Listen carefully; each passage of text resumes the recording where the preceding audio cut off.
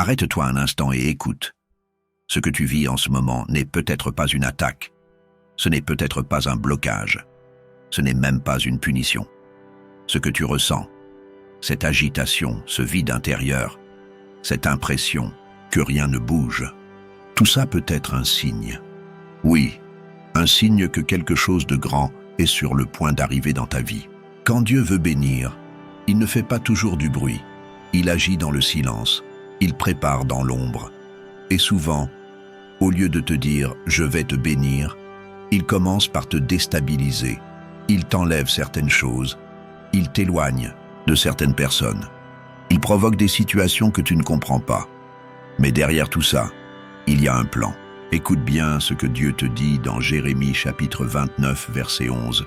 « Car je connais les projets que j'ai formés sur vous, dit l'Éternel, projets de paix et non de malheur, afin de vous donner un avenir et de l'espérance. » Tu vois, même si aujourd'hui tu ne comprends pas tout, Dieu sait exactement ce qu'il fait. Il ne t'a pas oublié, il ne t'a pas abandonné. Il est juste en train de te positionner. Dans cette vidéo, nous allons te montrer les signes concrets, les vrais signaux que Dieu envoie quand une grande bénédiction approche. Ce ne sont pas des hasards, ce ne sont pas des coïncidences. Ce sont des messages divins que tu dois apprendre à reconnaître. Et reste bien jusqu'au bout, car chaque détail peut te faire comprendre ce que tu vis en ce moment. Ce n'est pas juste une vidéo, c'est une lumière sur ton chemin.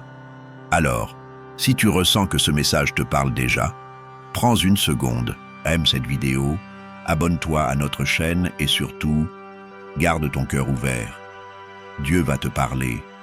Tu as peut-être l'impression que Dieu t'a mis de côté, que plus rien ne bouge, que le ciel est fermé et que tes prières se perdent dans le vide. Tu fais ce qu'il faut, tu restes fidèle, mais rien ne se passe. Et le pire, c'est ce silence, un silence lourd, long, déroutant. Mais laisse-moi te dire une chose simple. Dieu travaille souvent dans le silence. Ce silence n'est pas un signe d'abandon. Ce n'est pas parce que tu n'entends rien que Dieu ne fait rien. Bien au contraire. C'est souvent dans les moments où tout semble calme à l'extérieur que Dieu opère les plus grandes transformations à l'intérieur. Regarde Moïse, avant de devenir le libérateur d'Israël, il a passé 40 ans caché, oublié dans le désert.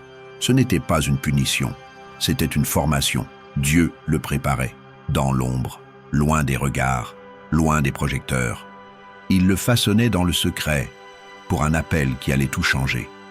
Et toi, tu penses peut-être que tu perds ton temps, mais ce que tu vis aujourd'hui, même dans le silence, fait partie du plan. Il y a une œuvre en cours, une transformation que tu ne vois pas encore, mais qui prend forme. Dieu ne travaille pas toujours en surface, il creuse profond, il taille, il purifie, il prépare ton cœur à ce qu'il veut te confier. On a souvent envie que Dieu parle fort, qu'il vienne avec des signes, des miracles visibles. Mais la vérité, c'est qu'il parle aussi dans les silences prolongés, dans les jours sans réponse, dans les nuits sans paix, dans les saisons où tout semble figé. Tu vois, quand une graine est plantée, on ne voit rien pendant un moment. Elle est sous terre, invisible. Mais ça ne veut pas dire qu'elle est morte, elle est en train de prendre racine. Et plus les racines sont profondes, plus l'arbre sera stable quand il poussera. Il y a peut-être des choses que tu voulais, que tu attendais, mais Dieu t'a dit « pas maintenant ». Et ce « pas maintenant » n'est pas un non, c'est un « je te prépare ». Il sait ce qu'il fait, il connaît tes limites, il connaît la charge que tu peux porter. Et parfois, il retarde la bénédiction, non pas pour te frustrer, mais pour t'éviter de t'effondrer sous son poids. Le silence, c'est aussi un test. Est-ce que tu vas continuer à lui faire confiance même quand tu ne ressens rien? Est-ce que tu vas rester fidèle même quand tout semble vide? Est-ce que tu vas t'attacher à lui même quand tu ne comprends pas ce qu'il fait? Dans Ésaïe chapitre 30, verset 15, Dieu dit ceci: « C'est dans le calme et la confiance que sera votre force. » Pas dans l'agitation, pas dans l'impatience, mais dans le calme et dans la confiance. Dieu n'est pas en retard. Il n'est jamais dépassé. Ce que tu vis aujourd'hui, c'est peut-être exactement ce qu'il te faut pour être prêt à ce qu'il veut te donner demain. Tu veux peut-être le résultat tout de suite. Lui, il veut te construire. Et ça prend du temps. Ne méprise pas la saison du silence. C'est là que Dieu forme les fondations. Et plus les fondations sont solides, plus l'édifice sera grand. Regarde la vie de David. Il a été oint roi alors qu'il n'était qu'un adolescent. Mais il n'est pas monté sur le trône tout de suite. Il est retourné s'occuper des brebis. Puis il a été poursuivi, traqué, rejeté. Et pendant toutes ces années, Dieu aiguisait son caractère. Il lui apprenait à dépendre de lui, à écouter sa voix, à garder un cœur droit malgré les attaques. Et quand enfin le moment est venu, David était prêt, pas juste à gouverner, mais à porter la gloire de Dieu sans se perdre. Il y a des choses que Dieu te montre, mais il ne te les donne pas tout de suite, parce que tu dois d'abord être transformé intérieurement. Il veut que ton caractère soit à la hauteur de ton appel. Il veut que ta foi soit ancrée, que ton cœur soit pur, que ton obéissance soit réelle. Et c'est souvent dans le silence que tout ça se forge. Ne t'inquiète pas si tu ne vois pas encore les fruits. Ce n'est pas parce qu'il n'y a rien à l'extérieur qu'il ne se passe rien à l'intérieur.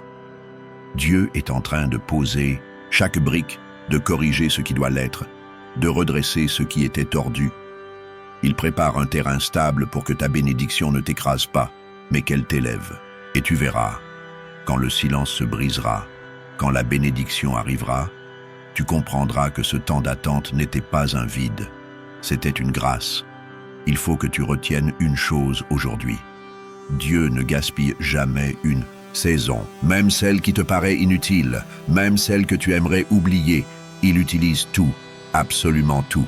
Dans Romains chapitre 8, verset 28, il est écrit « Toutes choses concourent au bien de ceux qui aiment Dieu, de ceux qui sont appelés selon son dessein. » Toutes choses, même le silence, même les retards, même les moments d'incompréhension. Alors reste ferme, continue d'avancer. Ne baisse pas les bras parce que tu ne vois rien pour l'instant. Dieu voit plus loin que toi. Il construit en profondeur. Et ce qu'il prépare dépasse tout ce que tu aurais pu imaginer. Accroche-toi. Ce silence n'est pas vide. Il est plein de promesses. Tu l'as sûrement déjà vécu. Du jour au lendemain, certaines personnes changent. Tu sens une distance. Les appels deviennent rares. Les échanges sont vides. Et sans comprendre pourquoi, tu te retrouves seul ou en tout cas moins entouré qu'avant. Si tu es dans cette saison-là, sache une chose. Ce n'est pas un hasard. Ce n'est pas juste la vie. Et surtout, ce n'est pas un rejet. C'est peut-être un signal. Un signe clair. Celui que Dieu est en train de réorganiser ton environnement en vue de ce qu'il s'apprête à faire dans ta vie. Il faut que tu comprennes ça. Dieu ne t'élèvera jamais dans une ambiance qui ne correspond pas à ta prochaine étape. Et parfois, la seule façon de te préparer, c'est d'enlever les gens qui ne peuvent pas y aller avec toi. Même si ces personnes ont été importantes. Même si elles ont partagé des moments forts avec toi. Ce n'est pas contre elles, ni contre toi. C'est pour ce que Dieu prépare. Ce n'est pas confortable. Tu peux te sentir abandonné, trahi, incompris. Mais la vérité, c'est que Dieu est en train d'alléger ton entourage. Parce que ce qui arrive nécessite une atmosphère différente, une maturité différente et une foi différente. Regarde ce que Jésus a fait juste avant un des miracles les plus puissants de son ministère. Avant de ressusciter la fille de Jaïrus, il a fait sortir la foule. Il n'a pas permis à tout le monde de rester dans la pièce. Il n'a gardé que ceux qui croyaient vraiment. Pas ceux qui doutaient, pas ceux qui faisaient du bruit inutile, pas ceux qui étaient là juste pour voir. Tu vois, il y a des bénédictions que Dieu ne veut pas manifester sous certains regards. Il y a des promesses qu'il ne déposera jamais, tant que certaines connexions sont encore là, parce qu'il sait que certaines relations polluent ta vision. Elles éteignent ta foi. Elles t'éloignent de ce que tu es vraiment censé devenir. Et parfois, Dieu ne t'explique rien. Il laisse juste les choses se faire. Il ne va pas t'envoyer un message pour dire « Attention, je vais retirer cette personne de ta vie ». Il agit, et c'est à toi de comprendre par la foi que ce n'est pas une perte, c'est une libération. Regarde autour de toi. Il se peut que certaines relations se soient affaiblies récemment. Tu as peut-être été blessé par une trahison. Tu n'arrives pas à comprendre pourquoi cette personne, si proche hier, est devenue si distante. Mais au lieu de courir après une explication, pose-toi une vraie question. Seigneur, qu'est-ce que tu es en train de protéger en moi? Parce que oui, parfois Dieu protège tes rêves en éloignant ceux qui pourraient les détruire. Il protège ta destinée en faisant taire les voix qui t'empêchent de croire. Il t'isole non pas pour te punir, mais pour te concentrer. Il ne veut pas que tu sois distrait quand il est en train de t'équiper. Et tu sais quoi? Si tu regardes bien dans la Bible, c'est un principe constant. Quand Dieu veut faire quelque chose de grand, il isole d'abord. Moïse a été éloigné du palais avant d'être utilisé. David a été laissé seul dans les champs, loin de ses frères. Même Jésus s'est retiré souvent pour prier, seul. L'isolement n'est pas un oubli, c'est une étape. Parfois, tu es entouré de gens qui t'apprécient pour ce que tu as été, mais pas pour ce que tu es en train de devenir. Ils aiment le toi d'avant, le toi accessible, toujours disponible, toujours dans le compromis. Mais dès que tu commences à changer, à grandir, à t'aligner avec ce que Dieu veut vraiment pour toi, ils se sentent menacés. Et c'est là que les choses se gâtent. Ils ne partent pas parce que tu as mal agi. Ils partent parce que ta lumière les dérange. Et c'est ici que le verset de Jean chapitre 15 verset 2 prend tout son sens. Tout sarment qui porte du fruit, il l'émonde, afin qu'il porte encore plus de fruits. Tu portes déjà du fruit, mais Dieu t'émonde. Il coupe, il taille, il enlève ce qui n'est plus nécessaire. Pourquoi? Pour que tu portes encore plus, pas un peu plus, pas à peine plus, beaucoup plus. Et c'est dans ce processus que certaines relations meurent. C'est dur, mais c'est nécessaire. Alors si tu es dans cette phase où tu perds des gens, où tu te sens plus seul qu'avant, ce n'est pas que les choses vont mal. C'est peut-être la preuve que Dieu fait les choses bien. Tu n'as pas été abandonné, tu es simplement repositionné. Dieu nettoie le terrain, pas pour t'isoler, mais pour préparer la bonne équipe autour de toi, les bonnes connexions, les bonnes personnes, celles qui vont t'élever, celles qui vont prier avec toi, celles qui vont te rappeler la promesse quand tu auras tendance à l'oublier. Et tu verras que, plus tard, tu comprendras pourquoi ces personnes sont sorties de ta vie. Tu réaliseras que leur présence aurait freiné ta croissance, que leur voix aurait noyé celle de Dieu, que leur énergie aurait volé celle qu'il te fallait pour avancer. Alors ne pleure pas trop sur ce qui s'est arrêté. Ce que Dieu enlève n'est jamais plus grand que ce qu'il veut donner. Et surtout, ne reste pas coincé à vouloir recoller des morceaux que Dieu a lui-même brisés. Quand il ferme une porte relationnelle, ce n'est pas à toi de l'ouvrir de nouveau. Avance, lâche, fais confiance. Parce que ce qui t'attend nécessite une nouvelle version de toi. Et cette version ne peut pas traîner les bagages du passé, ni les voies du compromis. Tu es en transition, tu es en transformation. Et ce premier signe, les déconnexions divines, est peut-être la preuve que la bénédiction est plus proche que tu ne le penses. Le deuxième signe, les combats spirituels intenses. Tu remarques que depuis quelque temps, les choses deviennent plus compliquées. Tu te lèves fatigué, tu pries, mais tu sens une lourdeur. Tu veux avancer, mais tout semble te freiner. Ce n'est pas une simple mauvaise période, c'est un signe, et pas n'importe lequel. Quand une grande bénédiction est en route, le combat spirituel s'intensifie, pas pour te détruire, pas pour te faire reculer, mais parce que ce que tu portes est trop important pour ne pas être combattu. Les attaques ne viennent pas toujours sous la forme qu'on attend. Parfois, elles se présentent comme des distractions, des choses qui paraissent inoffensives, mais qui grignotent ton énergie, ta concentration, ton feu spirituel. Tu commences à te disperser. Ton temps avec Dieu diminue. Tu remets certaines décisions à plus tard. Tu fais moins attention à ce que tu laisses entrer dans ton esprit. Et sans même t'en rendre compte, tu t'affaiblis. Puis il y a les tentations, celles que tu pensais avoir dépassées. Des désirs, des pensées, des réactions que tu croyais loin derrière toi. Mais elles reviennent, plus fortes. Pourquoi maintenant? Pourquoi ici? Parce que tu es trop proche d'une percée pour que l'ennemi reste tranquille. Tu ne le sais peut-être pas, mais l'enfer ne gaspille pas son énergie sur ce qui ne menace pas son royaume. Si tu es attaqué, c'est parce que tu déranges. C'est parce que ce que Dieu a placé en toi a du poids. Tu es porteur de quelque chose de précieux. Et cette chose, l'ennemi veut l'étouffer avant qu'elle ne naisse. Il veut que tu te décourages, que tu abandonnes, que tu te dises que ça ne vaut pas la peine, que tu arrêtes de prier, de croire, d'espérer. Il veut voler ta persévérance, car il sait que si tu continues, il ne pourra pas t'arrêter. Mais tu dois comprendre une chose. Ce combat est la preuve que tu avances. Ce n'est pas une défaite, c'est une indication. Tu n'as pas régressé, tu as progressé. Tu ne fais pas fausse route. Au contraire, tu es en train de te rapprocher du but. C'est dans ces moments-là qu'on doit tenir ferme, pas par ses propres forces, mais en s'appuyant sur la parole de Dieu. Dans Jacques chapitre 4, verset 7, il est écrit « Résistez au diable et il fuira loin de vous. » Pas « discute avec lui », pas « comprends ses intentions ». Résiste, tiens bon, reste en position.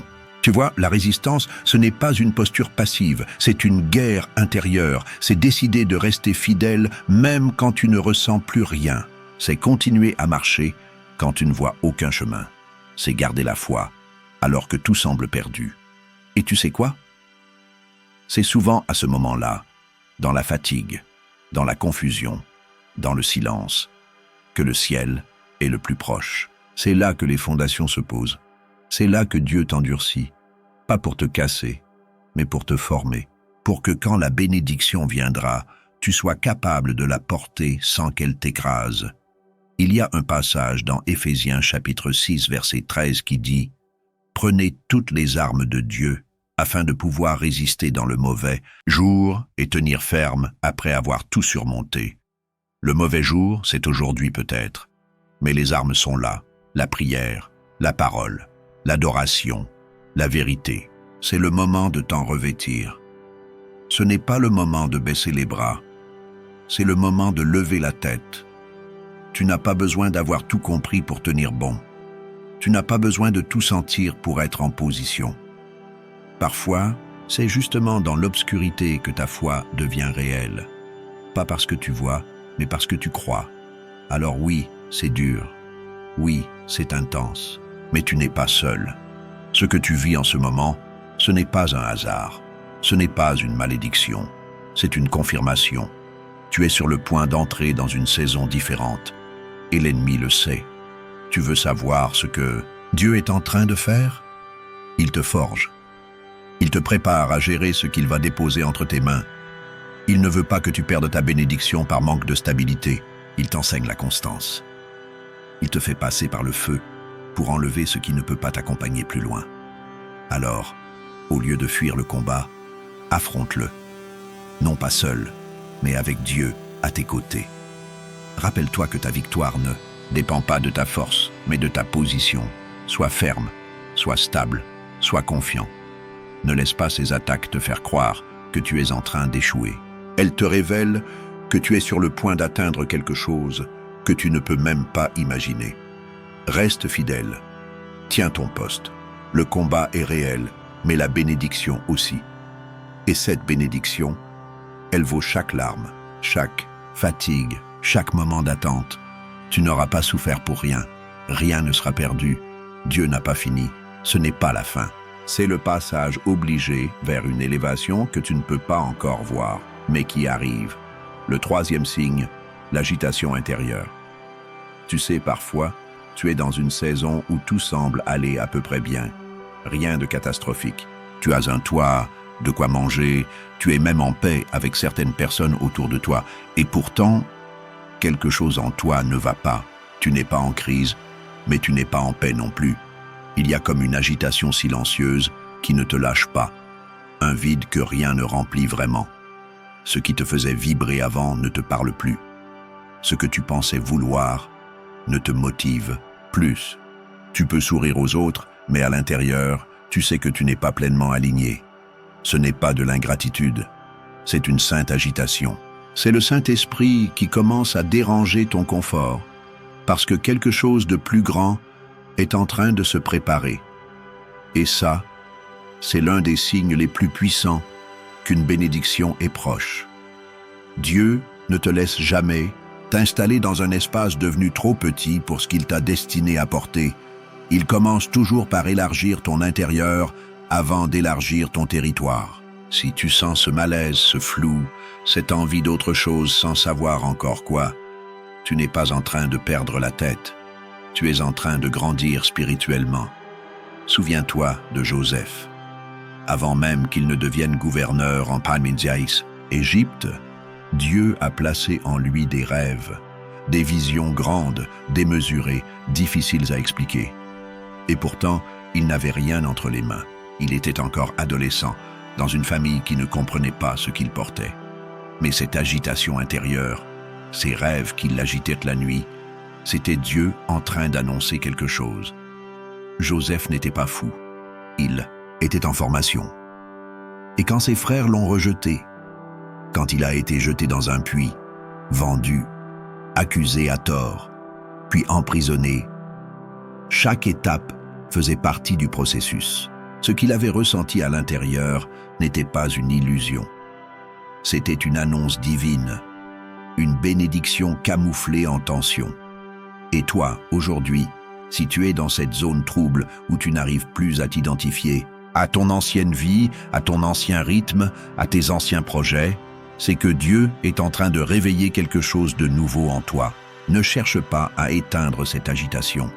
Ne retourne pas vers ce qui était juste confortable, car ce qui était suffisant pour hier ne te suffira plus pour demain. Dieu veut t'emmener plus loin. Et avant de te faire changer de lieu, il te fait changer de regard. Il travaille ton identité, ta foi, ta patience, ton discernement. Et ce travail commence toujours par une phase confuse. Tu ne peux pas vraiment l'expliquer aux autres. Tu sens que tu dois bouger, mais tu ne sais pas encore dans quelle direction. Tu ressens le besoin de t'isoler, de prier plus, de faire le tri. Tu ressens que ton environnement ne t'alimente plus. Ce n'est pas une crise de foi, c'est un signal, un signe. Dieu te prépare. Il y a un verset dans Ésaïe chapitre 43, verset 19 qui parle très bien de ça. « Voici, je vais faire une chose nouvelle sur le point d'arriver. Ne la connaîtrez-vous pas? Je mettrai un chemin dans le désert et des fleuves dans la solitude. » Ce verset est une clé, parce que Dieu ne te dit pas d'attendre que tout soit clair.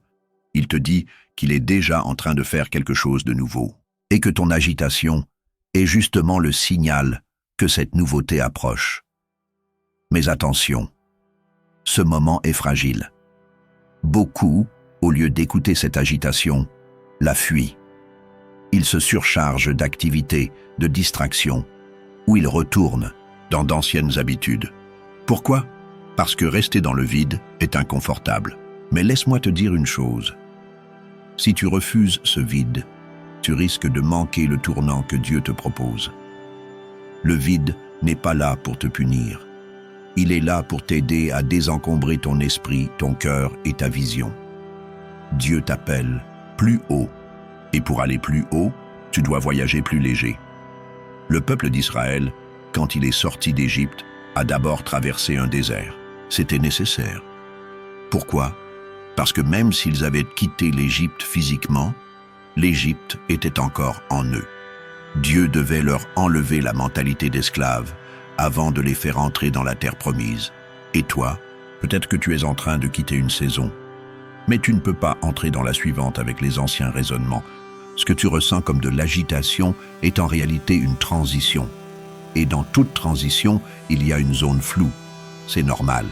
Tu ne perds pas le contrôle. Dieu est en train de prendre le relais. Écoute bien ceci. Confie-toi en l'Éternel de tout ton cœur et ne t'appuie pas sur ta propre intelligence. Reconnais-le dans toutes tes voies et il aplanira tes sentiers. Et Proverbes chapitre 3, versets 5 à 6. Ce n'est pas à toi de tout comprendre. C'est à toi de rester connecté, de continuer à prier, de rester sensible à ce que Dieu veut corriger en toi, renforcer en toi, déposer en toi. Ce signe de l'agitation intérieure est un appel, pas un piège. C'est Dieu qui te dit « Prépare-toi, tu ne pourras pas rester là où tu es. Je t'appelle ailleurs. » Alors, maintenant que tu ressens ce malaise, que fais-tu? Est-ce que tu vas l'étouffer ou est-ce que tu vas l'écouter? Parce que derrière ce vide se cache peut-être ta prochaine élévation. Le quatrième signe, des confirmations inhabituelles. Tu ne rêves pas. Il y a des moments dans la vie où des choses étranges commencent à se produire autour de toi. Ce ne sont pas des coïncidences. Ce sont des signaux. Et très souvent, ces signaux sont des confirmations que Dieu t'envoie pour te dire « Je suis à l'œuvre, reste prêt. » Tu es là, en train de traverser une saison compliquée. Tu ne comprends pas tout. Mais soudain, un inconnu te dit une phrase qui frappe en plein cœur, comme s'il avait lu dans tes pensées. Ou alors, tu ouvres la Bible au hasard et un verset saute aux yeux. Il te parle tellement que tu as l'impression qu'il a été écrit pour toi, juste aujourd'hui. Tu entends une prédication à la radio, une chanson, un mot dans une conversation, et ça vient répondre exactement à ce que tu ressens. Ça te trouble, mais en même temps, tu sens que ce n'est pas anodin. C'est ça, le quatrième signe. Quand une bénédiction se prépare, Dieu ne reste pas silencieux. Il ne te laisse pas marcher à l'aveugle. Il t'envoie des confirmations. Pas toujours spectaculaires, mais assez fortes pour que ton esprit reste en alerte. Tu sais pourquoi? Ces confirmations arrivent parce que Dieu sait que tu commences à douter. Tu te poses des questions. Tu pries, tu avances, mais tu es fatigué. Tu te demandes si tu fais vraiment les bons choix. Et plutôt que de te répondre avec des éclairs dans le ciel, Dieu utilise des canaux simples, inattendus, mais précis. Parce que c'est souvent dans le détail que Dieu parle le plus fort. Il peut se servir d'un rêve, d'une discussion, d'un message que tu entends sur Internet, et même d'un enfant qui pose une question sans comprendre ce qu'il vient de dire. Et là, ça te percute, ça t'apaise. Parce que tu sais au fond que c'est Dieu qui te parle. Il t'encourage. Il te dit « Je n'ai pas oublié ce que je t'ai promis. Tiens bon. » Et tu sais quoi? Ces confirmations ne sont pas là pour t'émouvoir. Elles sont là pour te garder connecté, pour t'obliger à ne pas t'endormir spirituellement. Elles sont des repères sur la route, des bornes, des rappels. Parce qu'avant de libérer une grande bénédiction, Dieu veut que tu sois attentif. Il veut t'entraîner à écouter, à discerner, à te laisser guider. Regarde le verset qu'on lit souvent sans faire attention. L'Éternel affermit les pas de l'homme, quand ses voies lui sont agréables. Psaume chapitre 37, verset 23. Dieu affermit, ça veut dire qu'il stabilise, qu'il t'aide à marcher droit. Mais pour cela, il faut que tu acceptes de marcher à son rythme, avec ses signaux. Et ces signaux ne viennent pas toujours comme tu t'y attends. Parfois, tu attends une réponse dans la prière. Mais c'est une personne inconnue qui te dit exactement ce que tu devais entendre. Parfois, tu demandes un signe, et tu le trouves dans un souvenir qui ressurgit sans prévenir, ou dans un rêve que tu n'arrives pas à oublier. Ce sont des indices, des preuves que Dieu n'est pas loin. Il te parle autrement. Il veut t'ouvrir les yeux. Mais attention, pour recevoir ces confirmations, il faut que ton cœur soit disponible. Si tu vis à 100 à l'heure, si ton esprit est saturé, si tu refuses de ralentir, tu risques de passer à côté. Dieu ne crie pas toujours. Il murmure aussi. Et pour entendre un murmure, il faut du calme, il faut de l'écoute, il faut de la sensibilité. Alors, pose-toi cette question. Dans ta journée, est-ce que tu laisses encore de la place pour entendre Dieu?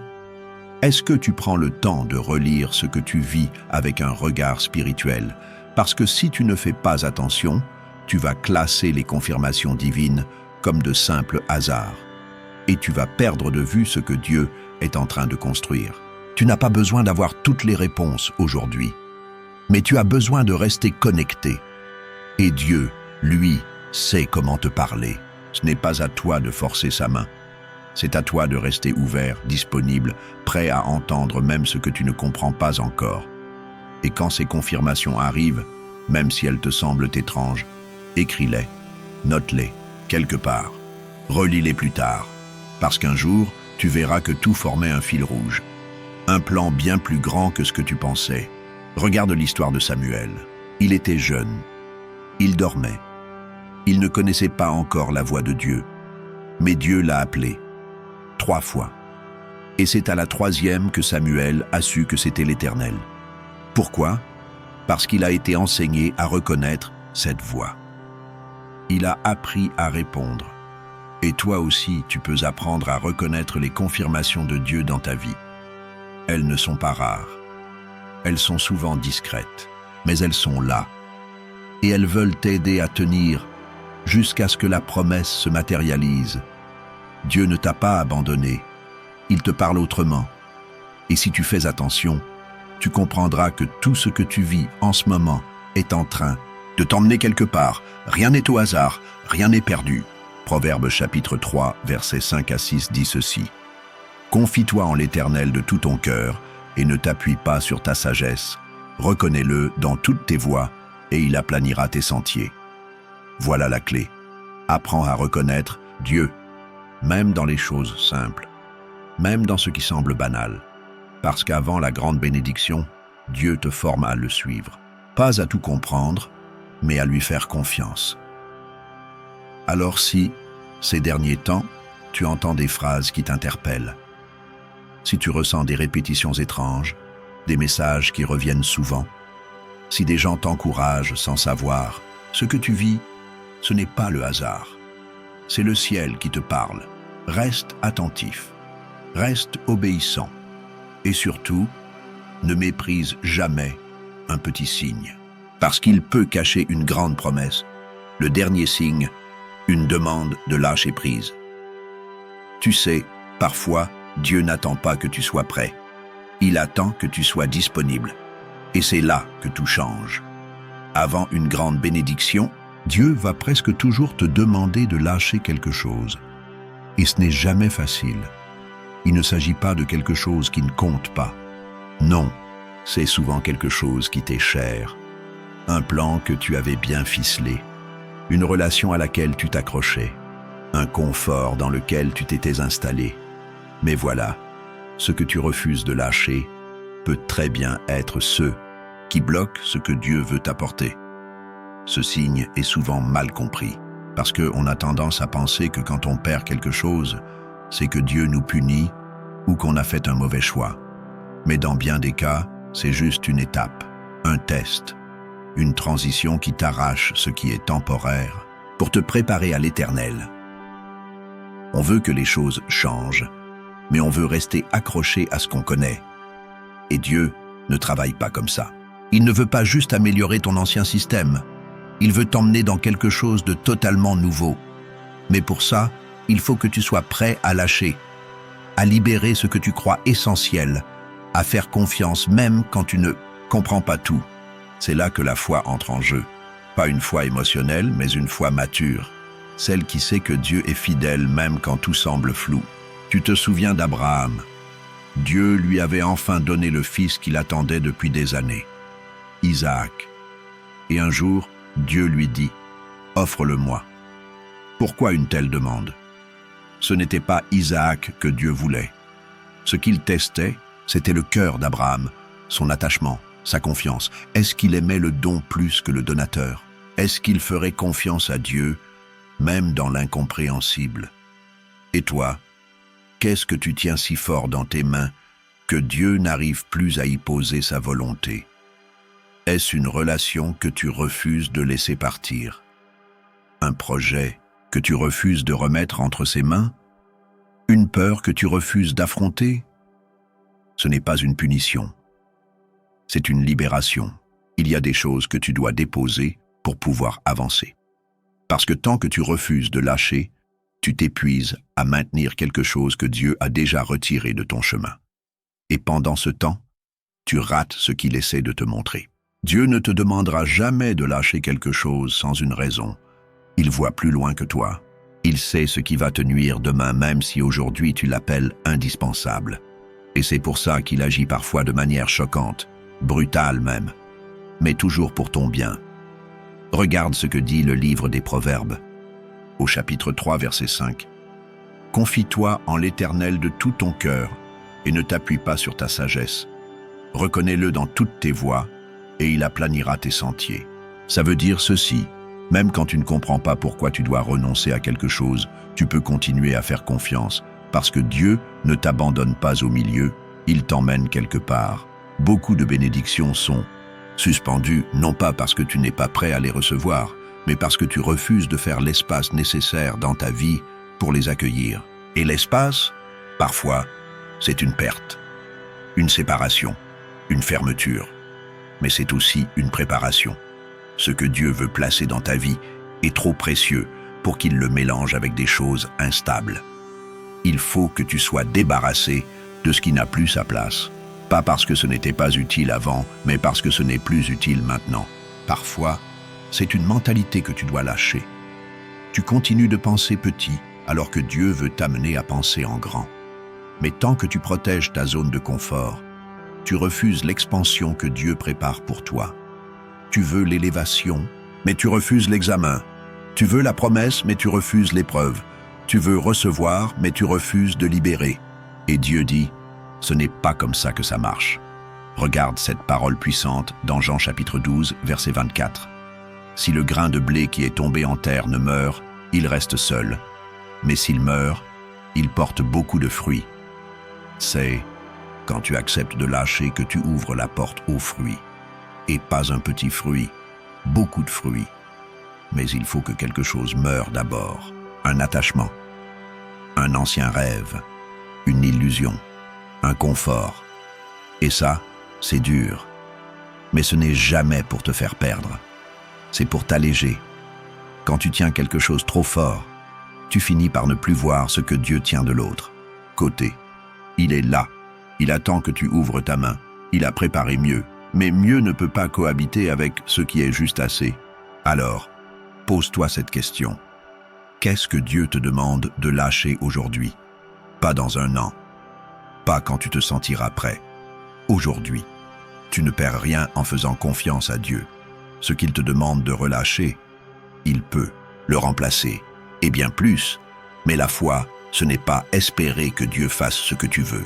C'est croire qu'il fera ce qui est meilleur. Ce n'est jamais une perte. C'est un échange. Ce n'est pas la fin, c'est le début. Tu es peut-être dans une saison compliquée, une période où rien ne semble clair. Tu ressens de l'isolement, des blocages, des pertes qui n'ont pas de sens et même des combats que tu n'avais jamais affrontés auparavant. Et c'est dur, on ne va pas faire semblant. C'est vrai que parfois, on a l'impression que Dieu s'est éloigné, qu'on est mis de côté, qu'on a raté quelque chose. Mais tu dois comprendre une chose essentielle, ce n'est pas la fin. Ce que tu vis maintenant n'est pas une punition, c'est une transition, un passage entre l'ancien et le nouveau. C'est une preuve que Dieu te prépare à quelque chose de plus grand. Souvent, ce que tu interprètes comme un abandon est en réalité une protection. Ce qui semble être une perte est parfois juste une libération. Dieu retire certaines choses pour en faire de la place à d'autres, meilleures, plus solides, plus aligné avec ce qu'il a prévu pour toi. Ce n'est pas le moment de lâcher, c'est justement le moment de tenir ferme.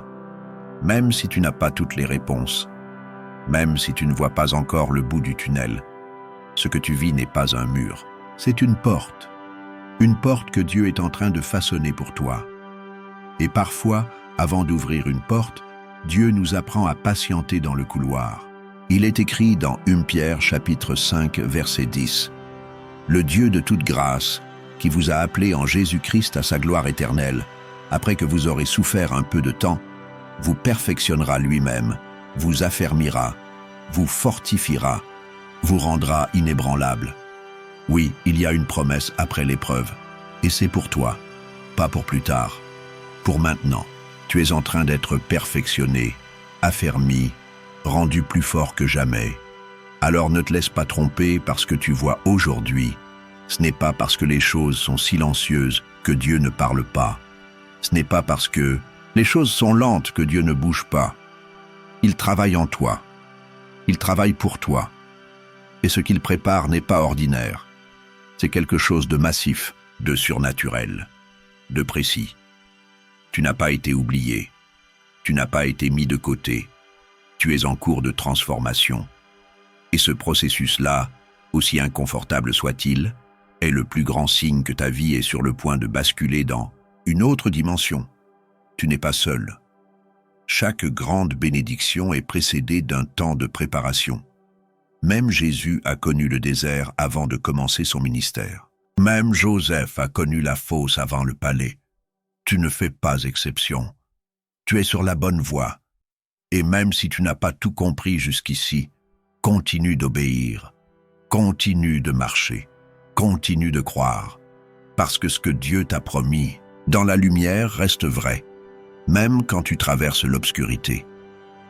Ce n'est pas le moment d'abandonner, c'est le moment de persévérer. Nous voulons vraiment que tu gardes ça dans ton cœur. Tu es dans un moment sacré, ce n'est pas la fin, c'est le début. Si cette vidéo t'a parlé, si tu t'es reconnu dans ce message, alors ne garde pas ça pour toi. Aime la vidéo, abonne-toi à la chaîne et partage ce contenu à quelqu'un qui pourrait en avoir besoin. On veut continuer à t'encourager, te soutenir, te rappeler que Dieu n'a pas fini avec toi. Alors, pour finir, nous allons adresser quelques mots à l'Éternel grand Dieu, tout en toute confiance. Prions, Seigneur, je me tiens devant toi tel que je suis, avec mes doutes, mes peurs, mes silences et mes questions. Il y a des choses que je ne comprends pas. Il y a des saisons qui me dépassent. Mais je choisis aujourd'hui de te faire confiance, même sans avoir toutes les réponses. Merci pour cette saison, même si elle est inconfortable, même si elle secoue mes repères. Je crois qu'elle n'est pas là pour me briser, mais pour me bâtir. Tu ne permets jamais une tempête sans y cacher une victoire. Tu ne retires jamais quelque chose sans préparer mieux. Tu n'es jamais en retard, même quand je ne vois rien venir. Seigneur, si tu me secoues, c'est pour me repositionner. Si tu me fais attendre, c'est pour me préparer. Alors je te dis oui. Oui à ton timing. Oui à tes méthodes. Oui à ton plan même quand il me coûte. Je t'ouvre mon cœur, Seigneur. Viens enlever tout ce qui freine ton œuvre en moi. Brise l'orgueil, la peur, la fatigue. Enlève les liens invisibles qui m'empêchent de voir clair. Arrache les faux espoirs et les fausses sécurités et remplace-les par ta paix, ta force et ton feu. Ouvre mes yeux pour que je reconnaisse les signes. Aide-moi à ne pas ignorer les mouvements de ton esprit. Quand tu parles, je veux entendre. Quand tu montres, je veux obéir. Quand tu bouges, je veux te suivre. Fortifie mon cœur pour que je ne baisse pas les bras. Remplis-moi de courage quand tout me pousse à abandonner. Rappelle-moi chaque jour que je ne suis pas seul, que tu es avec moi, même dans l'attente, même dans la douleur. Prépare mon âme à recevoir ce que tu as prévu. Que mon cœur soit prêt pour la bénédiction. Que mes pensées soient alignées avec ton dessein. Que ma foi soit plus grande que mes circonstances. Seigneur, fais-moi entrer dans ce que tu as promis et que rien ni personne ne puisse me voler ce que tu m'as réservé. Je m'abandonne à toi, totalement, entièrement. Conduis-moi, transforme-moi, utilise-moi. Je sais que ce qui arrive est plus grand que ce que je peux imaginer et je te rends toute la gloire. Au nom de Jésus, Amen.